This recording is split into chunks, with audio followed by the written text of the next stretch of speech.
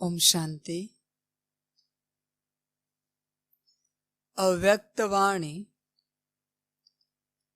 17 अप्रैल 1969।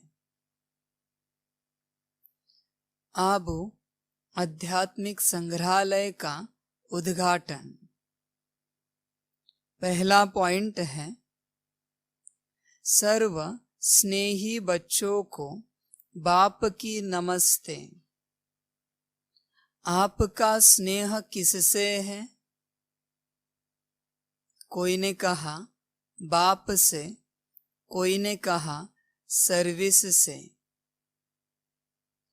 और भी किससे स्नेह है? अभी भी एक बात रह गई है। बाप दादा से स्नेह तो है, लेकिन साथ साथ पुरुषार्थ से भी ज्यादा स्नेह रखना चाहिए। दैवी परिवार से स्नेह, सर्विस से स्नेह, बाप दादा से स्नेह, यह तो है ही, लेकिन वर्तमान समय पुरुषार्थ से ज्यादा स्नेह रखना चाहिए। बाबा कहते हैं, सर्व स्नेही बच्चों को बाप की नमस्ते। अभी यह समझ की बात है कि यह नमस्ते किसको दी है बाबा ने? स्नेही बच्चों को। आप अपने आप को चेक कीजिए, क्या आप स्नेही हो? स्नेह माना क्या? सारे विश्व के प्रति प्यार, समझदारी, रहम, विश्व के प्रति, हर आत्मा के प्रति, प्रकृति के प्रति, हर जीव के प्रति, ड्रामा के प्रति, बाबा के प्रति। अगर यह है तो आप स्नेही बच्चे हो। अगर किसी के लिए भी आपके मन में नफरत है जरा भी, तो भी आपको स्नेही बच्चे नहीं कह सकते। और अगर आप स्नेही बच्चे नहीं हो तो आपको बाप की नमस्ते नहीं पहुंच सकती। समझ की बात है बच्चों के लिए। तो सभी बच्चे अपने को चेक करें कि आप स्नेही बच्चे हो। स्नेही बच्चे होंगे तो ही स्नेही बाप से मिल पाएंगे। बाबा बहुत बार याद प्यार देते हैं, नमस्ते देते हैं, लेकिन किसको देते हैं यह कभी ध्यान में रखा है? इतने वर्षों में, इतने महीनों में कभी आपको याद प्यार मिला है? चेक कीजिए। बाबा हमेशा कहते हैं, फरमान बरदार, दिल तख्त नशीन, मास्टर सर्वशक्तिवान, मास्टर ज्ञान सूर्य बच्चों को बाप की नमस्ते। अभी अगर आप हो तो ही आपको मिलेगी। अगर आप इनमें से कुछ भी नहीं हो तो आपको याद प्यार नहीं मिल सकती। तो अभी तक याद प्यार सुनी, लेकिन प्राप्त की है क्या? अपने को चेक कीजिए। बाबा सभी को नहीं देता। याद प्यार के आगे कुछ टाइटल होते हैं, उनको ही बाबा याद प्यार देता है। तो जितने टाइटल होते हैं उनमें से क्या एक तो मेरे अंदर है कम से कम, तो ही याद प्यार मिलेगी। सभी ने मधुबन में बैठकर बाबा के सामने मुरलियां सुनी हैं, लेकिन उस समय जब बाबा ने याद प्यार दिया तो क्या आप वह थे? अपने को चेक कीजिए। अगर नहीं थे तो आपको याद प्यार नहीं मिला, सिर्फ आपने याद प्यार सुना। इसलिए अभी भी बच्चे भरपूर नहीं हो पा रहे, क्योंकि पात्र नहीं है। अगर आप पात्र बनेंगे तो ही बाबा उसके अंदर कुछ डालेगा। आप पात्र ही नहीं हो तो बाबा क्या डाले, और रहेगा भी क्या आपके अंदर। इसलिए अभी भी चेक कीजिए। बाबा कहता है, सर्व स्नेही बच्चों को बाप की नमस्ते। तो अपने को चेक करना, आप स्नेही हो क्या। अगर हो तो नमस्ते आपकी है। यह कोई साधारण बात नहीं है कि भगवान आपको नमस्ते करें, ईश्वर आपको नमस्ते करें। किसी किसी को साधारण लगती है, क्यों? क्योंकि वो उस स्वरूप में है नहीं। वो सिर्फ शब्द सुनते हैं, उनको लगता है क्या बड़ी बात है इसमें कि नमस्ते दिया। तो नमस्ते में बहुत कुछ आ जाता है। सिर्फ अक्षरों को या शब्द को नहीं देखना, इसमें बहुत कुछ आ जाता है। ये जो बहुत कुछ आ जाता है, यह भी मिलेगा तब जब आप पात्र बनेंगे, उस स्वरूप में आ जाएंगे, वरना नहीं मिलेगा। बाबा कहते हैं, आपका स्नेह किससे है? अभी आगे बढ़ने से पहले इस सवाल के जवाब को अपने मन में चेक करना कि आपका स्नेह किससे है। किसी का अपने शरीर से, किसी का अपने घर से, गाड़ी से, प्रॉपर्टी से, रिश्तेदारों से, वस्तुओं से, परिस्थितियों से, स्थानों से, खान पान से, वस्त्रों से, गहनों से।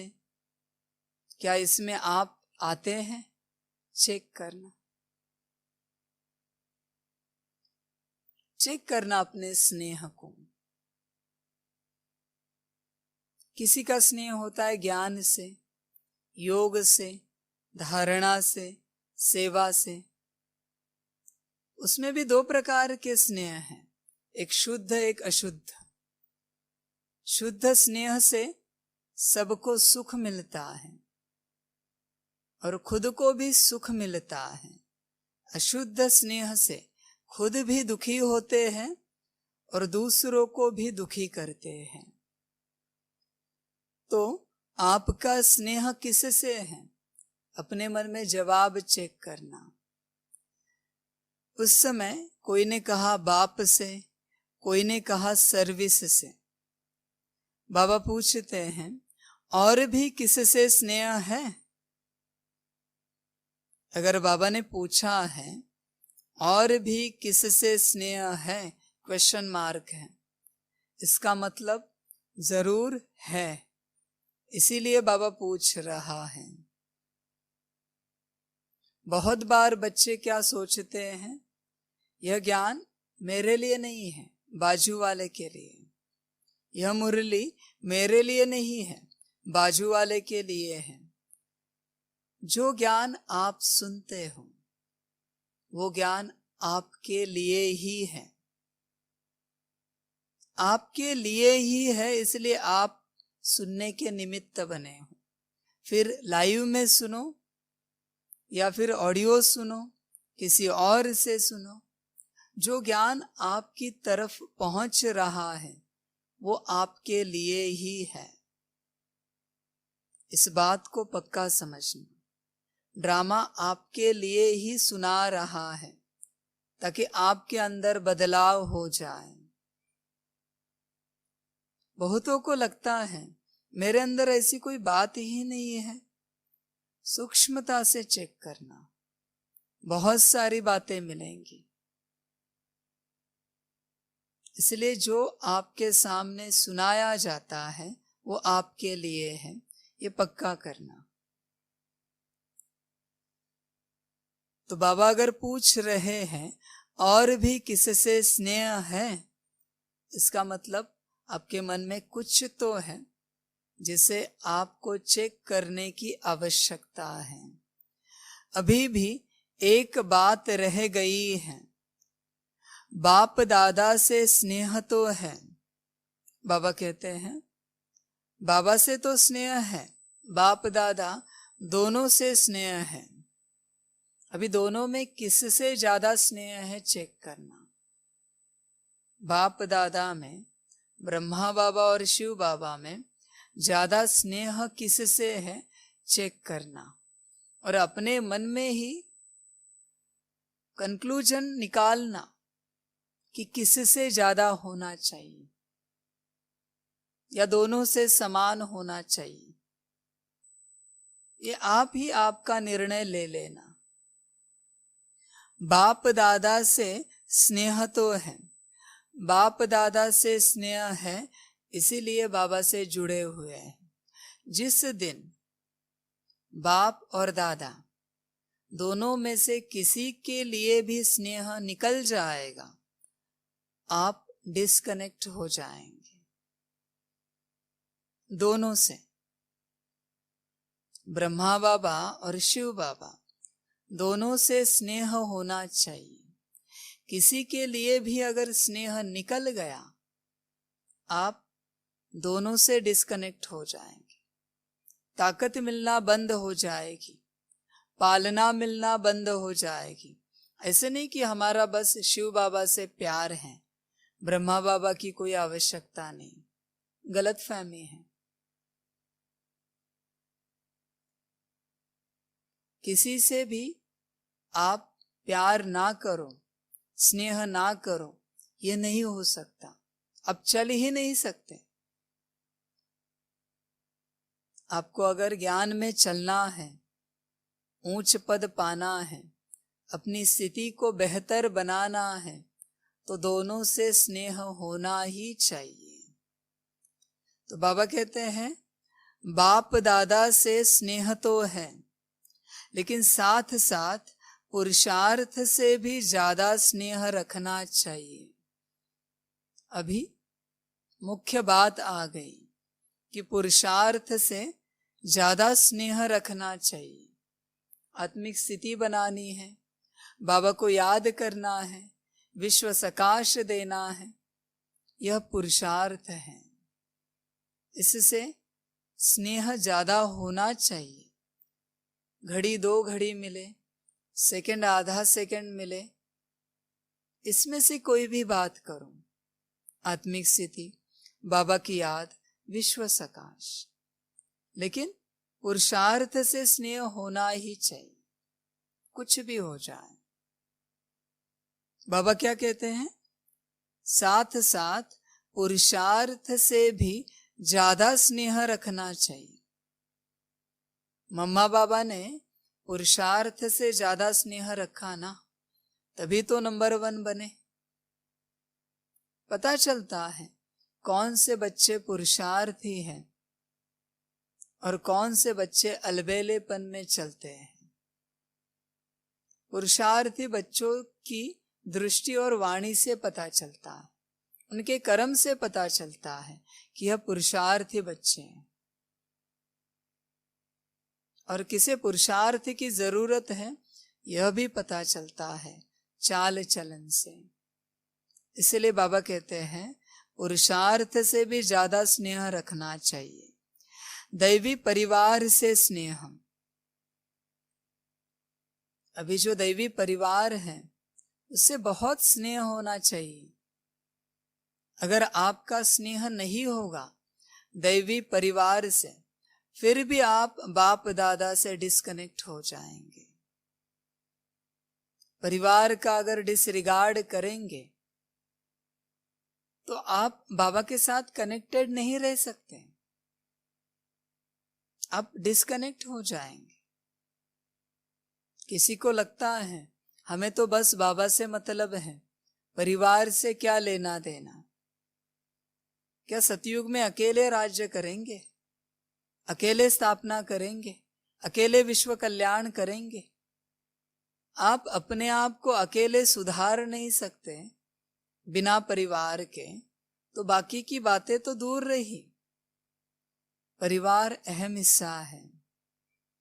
दैवी परिवार से बहुत स्नेह होना चाहिए। जिसका परिवार से स्नेह नहीं है ना, उसका बाबा से स्नेह होकर कोई मतलब नहीं है। परिवार बाबा का है, दैवी परिवार कहा जाता है। दुनियावी परिवार नहीं कहते, बाबा का परिवार है। अगर बाबा के परिवार से नफरत है तो बाबा से प्यार करके कोई फायदा नहीं। बाबा भी यही समझेगा कि बाबा से भी नफरत ही है। अगर बाबा को रिगार्ड देते हैं तो परिवार को भी रिगार्ड देना सीखिए। बाबा से जितना प्यार है उतना ही प्यार दैवी परिवार से होना चाहिए, तभी कहेंगे आप पात्र हो। बाबा से न्योछावर हो जाएंगे इतना प्यार है, और परिवार को गाली दे रहे हैं, डिसरिगार्ड कर रहे हैं, तो क्या मतलब है उस प्यार का। बाबा कहते परिवार से नफरत माना मुझसे नफरत, परिवार से प्यार माना मुझसे प्यार। तो सभी अपने को चेक करना कि आपका परिवार के साथ कितना प्यार है। आप दैवी परिवार से कैसे भी बिहेव करो और बाबा के सामने बड़ी बड़ी बातें करो प्यार की, कि बाबा हम आपको कितना याद करते हैं। क्या मतलब है उस प्यार का। बाबा यह परिवार बनाने आया है, और उसी परिवार से अगर आप नफरत करते हो तो आप उस परिवार का हिस्सा नहीं हो, आप अलग हो। इसलिए अपने को चेक करना, दैवी परिवार के साथ आपका स्नेह कितना है। सर्विस से स्नेह, जो भी बाबा की सर्विस है कितना दिल से करते हैं। बस करनी है इसलिए नहीं करना, उस सर्विस से कुछ नहीं मिलेगा, न विश्व कल्याण होगा। करना है तो दिल से करना, प्यार से करना, खुशी से मौज से करना। अपनी रिस्पॉन्सिबिलिटी पूरी नहीं करना, वरना सर्विस नहीं करना, माथे पर बोझा आ जाएगा। सारे झगड़े सर्विस के कारण होते हैं। ऐसी सर्विस करने से कोई मतलब नहीं है, कोई विश्व कल्याण नहीं होने वाला। जिस सर्विस में झगड़े होते हैं उस सर्विस से कभी भी विश्व कल्याण नहीं हो सकता। जो सर्विस बिना झगड़ों के होती है उसी से विश्व कल्याण होगा।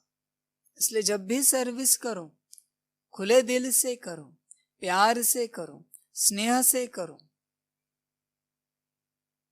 बाबा की याद में करो, आत्मिक स्थिति में करो। बाप दादा से स्नेह यह तो है ही, इन सभी से स्नेह होना चाहिए, परिवार से, सर्विस से और बाप दादा से। अंत समय में बाबा के साथ कौन से बच्चे रहेंगे? जिनको बाप दादा से स्नेह है, परिवार से स्नेह है और सर्विस से स्नेह है, यही बच्चे रहेंगे। इनमें से एक भी नहीं है, उनका रास्ता कहीं और होगा, वो बाबा के साथ नहीं रह सकते। बाबा कहते हैं मैं एक दुनिया निर्माण करने आया हूं, विश्व एक परिवार बनाने आया हूं। उसके लिए सर्विस चाहिए। जो बन रहा है उससे स्नेह होना चाहिए, परिवार, और जो बना रहा है बाप दादा, उनसे स्नेह होना चाहिए। तो अगर तीनों से स्नेह है तो ही अंत तक आप बाबा के साथ रह सकते हैं। किसी एक के लिए भी नहीं है तो भी आपकी जगह कोई और है, कहाँ और है। इस बात को बुद्धि में पक्का याद रखना। फिर भले पुरुषार्थ आपका 24 घंटे वाले योग का भी क्यों ना हो, आप दिन में 108 भी मुरली करने वाले क्यों ना हो, ये 3 बातें मुख्य है, बाप दादा, दैवी परिवार और सर्विस। लेकिन वर्तमान समय पुरुषार्थ से ज्यादा स्नेह रखना चाहिए। बाबा कहते हैं अभी का समय ऐसा है कि पुरुषार्थ से स्नेह बढ़ाओ। हर सेकंड, हर मिनट, हर घंटे पुरुषार्थ याद रहे। बाबा ने क्या कहा है? आत्मिक स्थिति में आ जाओ। बाबा ने क्या कहा है? बाबा को याद करो। बाबा ने क्या कहा है? सकाश दो। सदा यही बुद्धि में चलता रहे। कर्म करते भी यह 3 बातें बुद्धि में रहे। जो पुरुषार्थ के स्नेही होंगे वो सबके स्नेही होंगे। क्यों? क्योंकि पुरुषार्थ ही आपको आपकी स्थिति में लाएगा,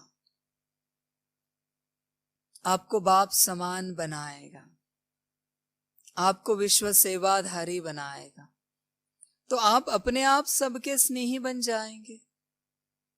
इसलिए अपने आप में आओ, बाप समान बनो और विश्व सेवाधारी बनो, तो सबके स्नेही अपने आप बन जाएंगे।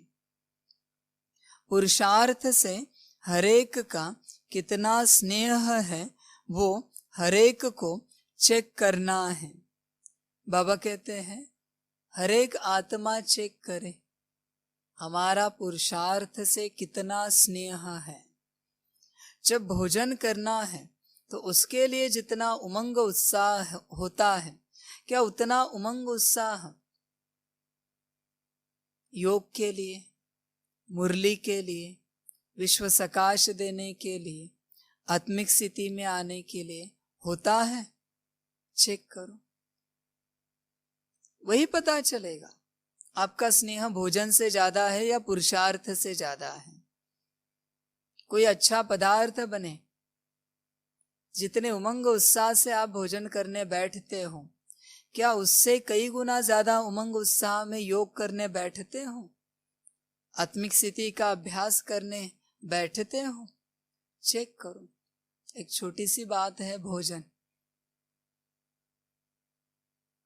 आपको पता चलेगा आपका स्नेह कितना है पुरुषार्थ के साथ। बाप दादा से भी स्नेह इसलिए है कि वो पुरुषार्थ कराते हैं। प्रारब्ध से भी स्नेह तब होगा जब पहले पुरुषार्थ से स्नेह होगा। बाबा कहते हैं बाप दादा से भी स्नेह इसलिए है कि वो पुरुषार्थ कराते हैं, आपको अच्छी राह दिखाते हैं, जीवन को अच्छा बनाते हैं, आपके द्वारा सबको सुख देते हैं। इसलिए बाप दादा से स्नेह है। बाबा कहते हैं प्रारब्ध से भी स्नेह तब होगा जब पहले पुरुषार्थ से स्नेह होगा।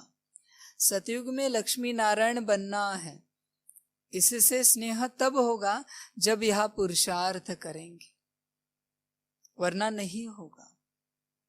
तो अपने स्नेह को चेक करो कि आपका स्नेह कहाँ पर है। क्या इस दुनिया में ही स्नेह बैठा है या इस दुनिया से परे वाला जो पुरुषार्थ है, बाप है, उसमें स्नेह पहुंचा है? चेक करो।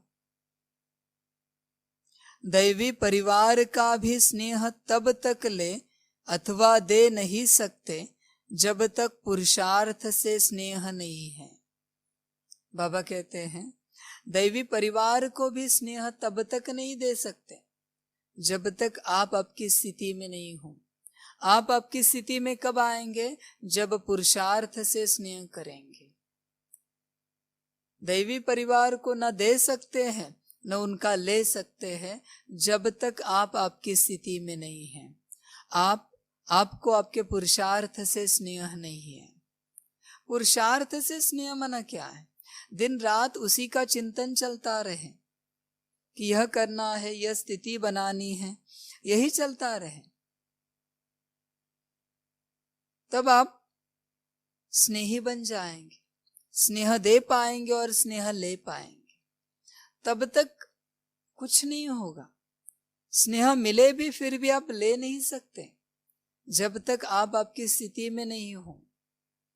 इसलिए बाबा कहते हैं पुरुषार्थ से ज्यादा स्नेह रखो और अपनी स्थिति में आ जाओ, आत्मिक स्थिति में आ जाओ, बाबा को याद करो, विश्व को सकाश दो। दैवी परिवार का भी स्नेह तब तक ले अथवा दे नहीं सकते जब तक पुरुषार्थ से स्नेह नहीं। अगर पुरुषार्थ से स्नेह है तो वो एक दो के स्नेह के पात्र बन सकते हैं। बाबा कहते हैं पुरुषार्थ से स्नेह है तो ही जीवन बहुत अच्छी बनेगी और फिर अपने आप एक दो के स्नेह के पात्र बन सकेंगे। सामने वाला आपको स्नेह दे रहा है लेकिन आपके अंदर लेने की पात्रता ही नहीं है। जैसे बाबा ने कहा आप उस स्वरूप में नहीं हो, इसके कारण बाबा का नमस्ते भी नहीं ले सकते, याद प्यार भी नहीं ले सकते। उसी प्रकार आप अपने स्वरूप में ना होने के कारण सामने वाला स्नेह देकर भी आप नहीं ले सकते, क्योंकि आप अपने स्वरूप में नहीं हैं। जब पुरुषार्थ से स्नेह होगा, अपनी स्थिति में आ जाएंगे, तो सामने वाला क्या कर रहा है, क्या दे रहा है, वो कितना अनमोल है, ये आपको पता चलेगा। तब तक आपके आसपास जितनी चीजें हैं, जितने व्यक्ति, जितनी आत्माएं, जितनी वस्तुएं हैं, उनका कोई मोल नहीं है आपके लिए। क्यों? क्योंकि आप आपके स्वरूप में नहीं हो। आपको लगता है उसमें क्या बड़ी बात है। परिस्थिति को ऑपोजिट होने दो, फिर पता चलेगा उसमें क्या बड़ी बात है। जब लोग नहीं होते तो पता चलता है उसमें क्या बड़ी बात है। जब सब्जियां, किराना नहीं होता तो पता चलता है उसमें क्या बड़ी बात है। जब इलेक्ट्रिसिटी नहीं होती तो पता चलता है उसमें क्या बड़ी बात है। तब हमें कीमत पता चलती है लोगों की, आत्माओं की, परिवार की, वस्तुओं की, चीजों की, जब उसकी जरूरत होकर वो नहीं होती। इसलिए आपको सब कुछ मिल रहा है, सिर्फ आपको कीमत नहीं है। क्यों? क्योंकि आप आपके स्वरूप में नहीं हो। जो कुछ आपको मिल रहा है उसके लिए भी आप पात्र नहीं हो। एक बाबा से आप जुड़े हो, इसलिए आपको पात्रता से बिना पात्रता के ज्यादा मिल रहा है। इस बात का ध्यान रखना। जो कुछ आपको मिल रहा है उसके लिए आप बिल्कुल पात्र नहीं थे। एक बाबा है, उसके कारण उसने आपको ज्यादा दिया है और दे रहा है। आपको लगता है क्या बड़ी बात है? बहुत बड़ी बात है। इसलिए जो कुछ मिल रहा है उसके स्नेह के पात्र कब बनेंगे? जब अपनी स्थिति में आएंगे पुरुषार्थ से स्नेह करके। इस बात को हमेशा ध्यान में रखना कि देने वाला दे रहा है, सिर्फ लेने के लिए हम पात्र नहीं, इसलिए हम दुखी हैं। आज भी कल्प खत्म होने आया, फिर भी धरती इतना दे रही है, जल वायु इतना दे रहे हैं, सबको पालना दे रहे हैं, फिर भी इंसान कहता है अनाज की कमी है, जल की कमी है, वायु शुद्ध नहीं है। बहुत कुछ मिल रहा है। बाबा कहते पात्र बनो, फिर आपको पता चलेगा जो मिल रहा है वो कितना वैल्यूएबल है। ऐसा ना हो कि वैल्यू ना करते आपके हाथ से सब छूट जाए। इसलिए वैल्यू करना सीखो। आप बिल्कुल पात्र नहीं हो, लायक नहीं हो जो कुछ आपको मिल रहा है उसके। ऐसे कभी नहीं समझना कि हम पात्र हैं, गलत फहमी है। इसलिए बाबा कहते हैं पुरुषार्थ से स्नेह करो, अपनी स्थिति में आ जाओ, फिर पता चलेगा कि आपको पात्रता से ज्यादा मिल रहा है और उसकी वैल्यू रहेगी। और जब वैल्यू रहेगी तो आपको और ज्यादा मिलता जाएगा। जब वैल्यू रहेगी, इस बात को समझो। इसलिए पुरुषार्थ से स्नेह बढ़ाओ। अच्छा, ओम शांति। सभी बच्चों को बाप की पदम गुणा, याद, प्यार, गुड इवनिंग और नमस्ते। सदा खुश रहना, मौज में रहना और समय प्रति समय बाप जो डायरेक्शन देते हैं उसे फॉलो करते रहना। हर समय में डायरेक्शन बदलती जाती है। आज की डायरेक्शन कल नहीं होगी, कल की परसों नहीं होगी। होमवर्क बदलता ही जाएगा। जो करता है उसके माथे पर बोझा नहीं आएगा, जो नहीं करता उसके माथे पर बहुत बोझा आ जाता है। ऐसे बच्चे क्या करते हैं? जो समय प्रति समय होमवर्क करते हैं स्कूल में, वो छुट्टियों में मौज मनाते हैं। और जो होमवर्क के समय मौज करते हैं उन्हें छुट्टियों में होमवर्क करना पड़ता है। इसलिए ऐसा ना हो समय मौज का आए आगे चलकर और आप पुरुषार्थ करते बैठो और बाकी बच्चे मौज करते बैठे। इसलिए समय प्रति समय जो डायरेक्शन मिलती है उसे फॉलो करो, उस पर चलो, उसे धारण करो, तो बाप समान बनते जाएंगे। अच्छा, ओम शांति।